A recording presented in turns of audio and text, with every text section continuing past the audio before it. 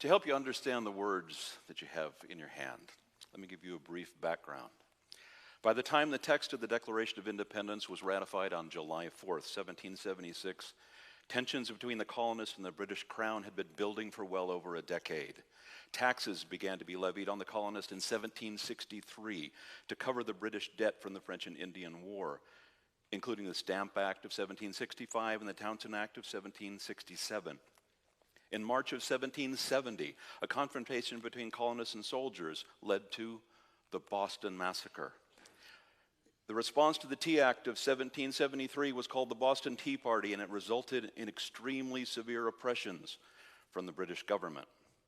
The skirmishes at Lexington and Concord in April of 1775 began the heated battles that would continue for 8 years.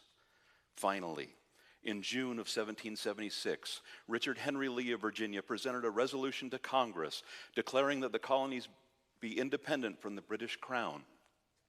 But because a consensus of the congressional delegates could not be reached, the vote was put off for 3 weeks. In the meantime, and just in case the resolution would be passed, on June the 11th, Congress appointed a committee of 5 men to draft a document that would explain to the world why this new nation was being formed. 2 of the men had far too little experience with the written word to be of any help. Benjamin Franklin claimed that he was too ill to participate.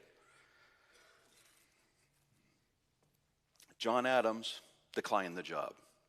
That left Thomas Jefferson to author the draft, and he did so in 2 weeks, finishing it in June of 1776. On July 1st, Congress began once again debating the question of independence, and on July 2nd, 1776, the Second Congressional Congress voted on the issue with 12 votes for, none against, and the colony of New York abstaining, to declare the United States a free and sovereign nation. Over the next 2 days, Congress would make an additional 39 changes to the document before the wording of the Declaration of Independence was ratified on July 4th, 1776. A document that would begin a new government, forever change this land, and alter the course and complexion of the entire world.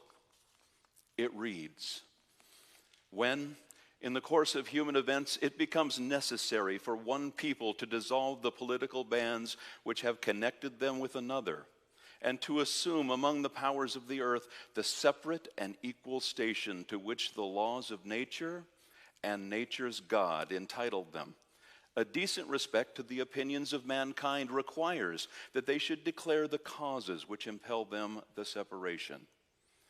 We hold these truths to be self-evident, that all men are created equal, that they are endowed by their Creator with certain unalienable rights, that among these are life, liberty, and the pursuit of happiness, that to secure these rights, governments are instituted among men, deriving their just power from the consent of the governed. That whenever any form of government becomes destructive of these ends, it is the right of the people to alter or abolish it, and to institute new government, laying its foundation on such principle and organizing its power in such form as to them shall seem most likely to affect their safety and happiness. Prudence, indeed, would dictate that governments long established should not be changed for light and transient causes, and accordingly all experience has shown that mankind are more disposed to suffer, while the evils are sufferable, than to right themselves by abolishing the forms to which they are accustomed. But when a long train of abuses and usurpations, pursuing invariably the same object, evinces a design to reduce them under absolute despotism, it is their right, it is their duty to throw off such government and to provide new guards for their future security. Such has been the patient sufferance of these colonies, and such is now the necessity which constrains them to alter their former systems of government. The history of the present King of Great Britain is a history of repeated injuries and usurpations, all having in direct object the establishment of an absolute tyranny over these states. To prove this, let facts be submitted to a candid world. He has refused his assent to laws, the most wholesome and necessary for the public good. He has forbidden his governors to pass laws of immediate and pressing importance unless suspended in their operation till his assent could be obtained, and when so suspended, he has utterly neglected to attend to them. He has refused to pass other laws for the accommodation of large districts of people unless those people would relinquish the right of representation in the legislature, a right inestimable to them and formidable to tyrants only. He has called together legislative bodies at places unusual, uncomfortable, and distant from the depository of their public records for the sole purpose of fatiguing them into compliance with his measures. He has dissolved representative houses repeatedly for opposing with manly firmness his invasions on the rights of the people. He has refused for a long time after such dissolutions to cause others to be elected, whereby the legislative power, incapable of annihilation, have returned to the people at large for their exercise, the state remaining in the meantime exposed to all dangers of invasion from without and convulsions within. He has endeavored to prevent population of these states for that purpose, obstructing the laws for naturalization of foreigners, refusing to pass others to encourage their migrations hither, and raising the conditions of new appropriation of lands. He has obstructed the administration of justice by refusing his assent for laws which establish judiciary powers. He has made judges dependent on his will alone for the tenure of their offices and the amount and payment of their salaries. He has erected a multitude of new offices and sent hither swarms of officers to harass our people and eat out their substance. He has kept among us in times of peace standing armies without the consent of our legislatures. He has affected to render the military independent of and superior to the civil power.